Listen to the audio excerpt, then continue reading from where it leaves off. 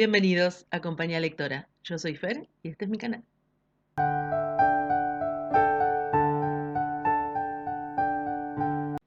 Hace unos días vi la película Encanto, donde la casa es protagonista, y me recordó otras películas donde eso sucede, como por ejemplo la bellísima película Amor, que es muy diferente en contenido, pero la casa tiene la misma importancia.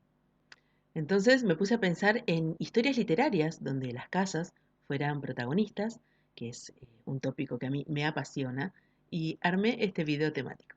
Pero antes quiero darle la bienvenida a todos los que se han sumado al canal recientemente. Quienes aún no lo han hecho, les pido que se suscriban, que activen las notificaciones, que compartan. Toda esta interacción me ayuda mucho. Los autores, digamos, que elegí son 10, lo aclaro así porque hice una pequeña trampa, y a medida que los sumaba me di cuenta que en su mayoría son historias de terror.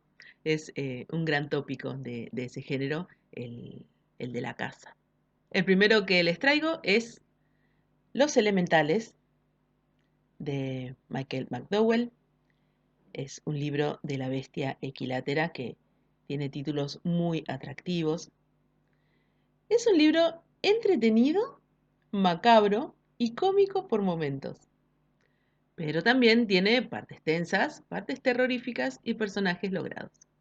Y es la historia de dos familias entrelazadas por parentesco. Tiene algo de gótico sureño, transcurre en Alabama.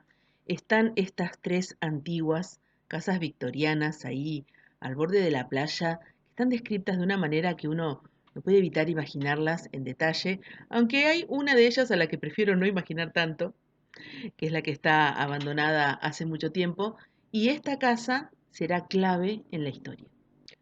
Otra historia que me fascina, en la que es probable que hayan pensado si trataron de jugar a esto de las lecturas temáticas, y es Otra vuelta de tuerca de Henry James. Para quienes aún no lo conozcan, es la historia de una institutriz que va a una mansión de campo, digamos, una mansión inglesa que le da un ambiente muy misterioso al relato, a hacerse cargo del cuidado de dos niños. Y hay un par de escenas en las habitaciones, los pasillos y las escaleras de esta casa que ponen la piel de gallina. La institutriz se da cuenta que los niños actúan de manera extraña, pero no sabe el por qué. Descubrirá que se relaciona con el pasado turbulento entre la anterior institutriz y el encargado de esa casa. La próxima historia, con casa como protagonista, lo traigo del libro Las cosas que perdimos en el fuego, de Mariana Enríquez. Es uno de sus cuentos titulado La casa de Adela. No voy a hacerlo porque el video va a quedar muy largo, pero cada vez que hablo de este cuento disfruto mucho leer el comienzo. Parece que está tan bien escrito, tan bien condensada como son los buenos cuentos. Condensado en ese comienzo todo el relato, que no solo me gusta muchísimo lo que transmite la historia, sino también cómo está realizada. Que si uno logra aislarse por un momento de el ambiente que está sucediendo en ese barrio, en esa casa, con esos niños. Puede notar también los procedimientos, las técnicas y el manejo de la información desde ese primer párrafo que, como les decía, casi resume el cuento. Es la historia de tres niños en un barrio de la provincia de Buenos Aires, aquí en Argentina, y bueno, juegan, hacen de las suyas, y se les ocurre la travesura de ir a una casa abandonada que les llama mucho la atención y deciden entrar. La historia es de dos hermanos, que ahora no recuerdo los nombres, no los anoté, perdón, y bueno, Adela, quien da nombre al cuento. Y la narradora es la hermana, son un varón y una nena, es la nena que narra en primera persona esta historia, pero la está narrando ya desde la adultez, o sea, ella creció, sin embargo está atrapada en una temporalidad pasada. Ella vive el momento de la casa y lo sucedido con Adela como una especie de presente emocional. Esta casa de la que les hablo era una casa abandonada del barrio, como suele haber a veces en los barrios, no tenía nada de especial a primera vista, pero cuando uno le prestaba atención, notaba algunas cosas. Algunos detalles inquietantes, como por ejemplo que todas las ventanas estuvieran tapiadas, pero no tapiadas con madera, que esto a veces se suele ver, sino completamente tapiadas con ladrillo. Podemos preguntarnos si esto era para evitar que alguien entrara o que algo saliera. No quiero contar mucho más para que disfruten de este magnífico cuento, porque, bueno, los chicos entran a la casa, eso ya uno lo adivina desde el primer párrafo, porque algo ha sucedido en esa casa. Y bueno, encontrarán colecciones macabras que dejaré que descubran ustedes. Algo que me encantó y que se va a repetir en otra historia que les traigo, y es esto de que la casa sea más grande por dentro que por fuera. Y bueno, lo que finalmente sucede con Adela. Que disfruten este cuento. Otro cuento es el que elegí para continuar y se titula Casa Tomada. Es del autor Julio Cortázar. Este libro que quienes sean habituales del canal lo conocerán porque tiene bestiario, perdón, y deshoras y son cuentos magníficos. Pero bueno, el primero de bestiario es Casa Tomada y es del que les quiero hablar hoy. Es de esos cuentos que son magníficos porque la interpretación queda en cada uno y uno podría verlo como un cuento psicológico, como un cuento metafísico, hay quienes lo ven como un cuento político, pero también se lo considera una historia de terror, de casa encantada. Es la historia de dos hermanos que llevan vidas muy solitarias, viven en esta antigua casona familiar, están ellos dos nada más, se dedican a mantenerla y ordenarla y en eso se les va el día y los días.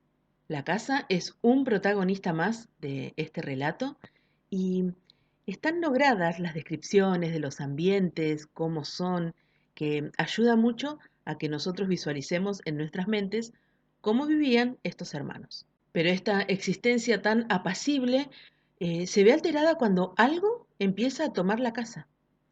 Y entonces todo se irá reduciendo cada vez más hasta llegar a un final que nos va a llenar de tristeza y preguntas por todo lo no dicho. La siguiente historia que les traigo es una historia que estoy leyendo en este momento y es Casa de Hojas de Mark Danielewski. Voy a escribir su apellido porque es difícil.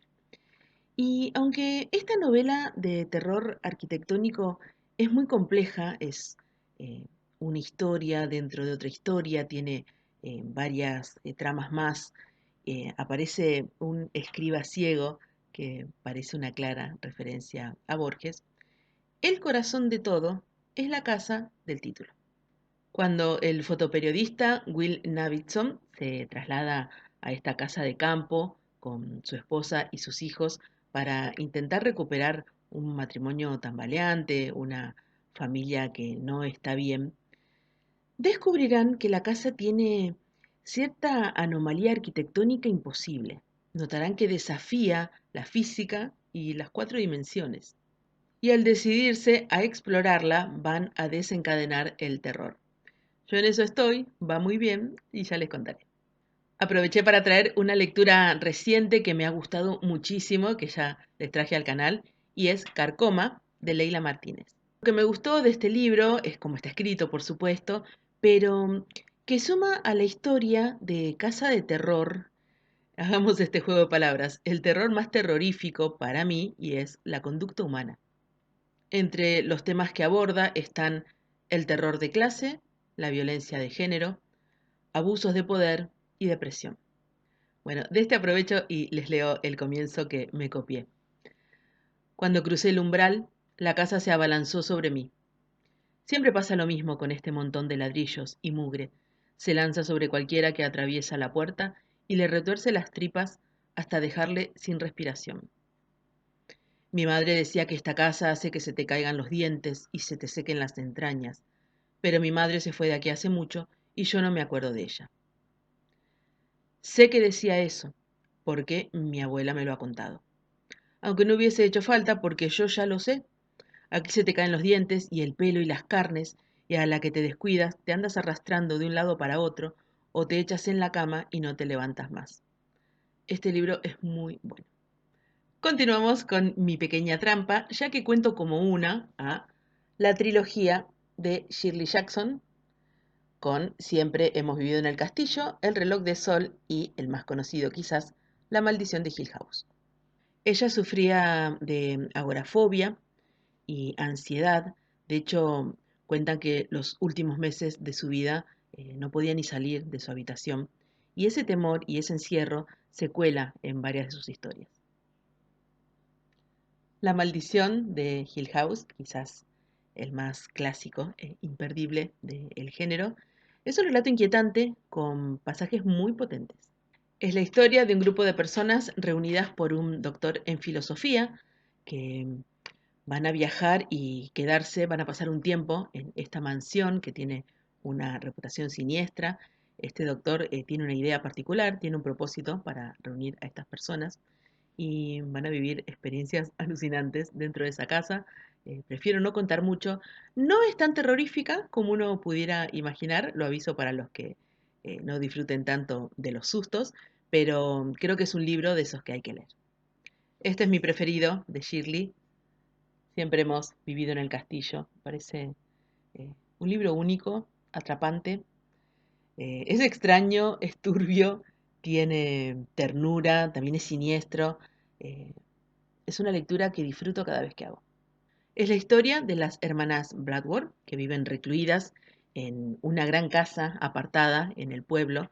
En la descripción de la casa y de todo el entorno, uno puede darse una idea de cómo es su vida. Y viven con su tío Julián. Solo una de ellas sale cuando es imprescindible hacerlo, cuando tienen que hacer compras o cuando necesitan alguna cosa, pero la otra no sale nunca de la casa. Y lo que pudiera ser una existencia apacible que transcurra con días dedicados a la cocina, al jardín, al el gato de la casa, que es el gato Jonás, no lo es por algo que ocurrió allí mismo, en el comedor de esa casa, en una cena familiar, 6 años atrás. El último libro de esta trilogía es El reloj de sol, un libro muy interesante, arranca con un miembro de la familia recibiendo un anuncio y es nada menos que se viene el fin del mundo. El resto de la familia Halloran lo cree y se lo toma muy en serio, así que comienza a hacer los preparativos. Es un libro delirante que me costó un poco leer, pero lo disfruté mucho. Otra vez el protagonismo de una mansión, un jardín lleno de rosas, un laberinto, el reloj de sol que da título a la novela, personajes desquiciados que no paran de hablar, una niña siniestra y el humor malévolo de Shirley que uno nota por todos lados. Quise traer un clásico de clásicos que es de nuestro amado Edgar Allan Poe, La caída de la casa Usher.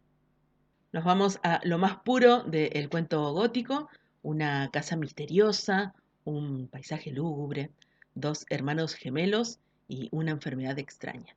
Y la casa como doble referencia, tanto a la estructura real como a la familiar.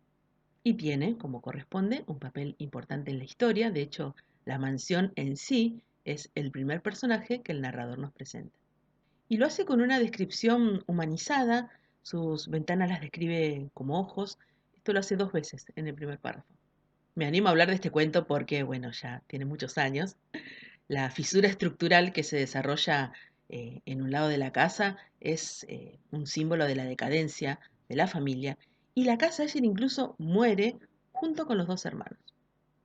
El próximo cuento se titula La casa de azúcar.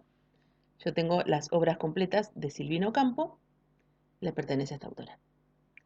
Una pareja está buscando dónde vivir y eligen una casa sospechosamente accesible donde empiezan a ocurrir cosas extrañas. Y acá se nos presenta una de las claves de este tipo de historias, que es un precio demasiado barato.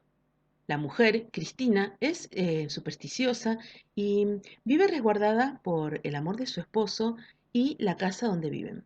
Pero se transformará en Violeta, la antigua ocupante de esta casa, una mujer misteriosa que muere loca. Y es un título engañoso, algo típico de Silvina, porque lejos de la dulzura, el cuento resulta ser de terror fantástico y también permite una lectura gótica de Casa Encantada. Y por último les traigo La Casa de las Bellas Durmientes de Yasunari Kawabata. Esta novela perturbadora, pero tan bella, transcurre en una posada japonesa que está tan bien descrita con la arquitectura tradicional del país. En esta casa, el protagonista, que es un señor viejo, así lo llaman en el libro, Eguchi, descubre este lugar que, previo pago, puede dormir con jóvenes bellas que están desnudas y han sido narcotizadas. Él puede pasar la noche con ellas, pero no tiene que tocarlas ni hacer nada inapropiado. Durante esas largas horas en la posada, el anciano recuerda, piensa, imagina. Es un libro muy atrapante. ¿Cuáles son sus historias de casas favoritas? Cuéntenme en comentarios. Si quieren y pueden ayudarme un poco económicamente para seguir creando contenido literario, tienen el enlace a Cafecitos en la descripción. Pueden seguirme en mis otras redes, quedan todos los enlaces debajo. Agradezco el tiempo brindado y nos vemos en el próximo video.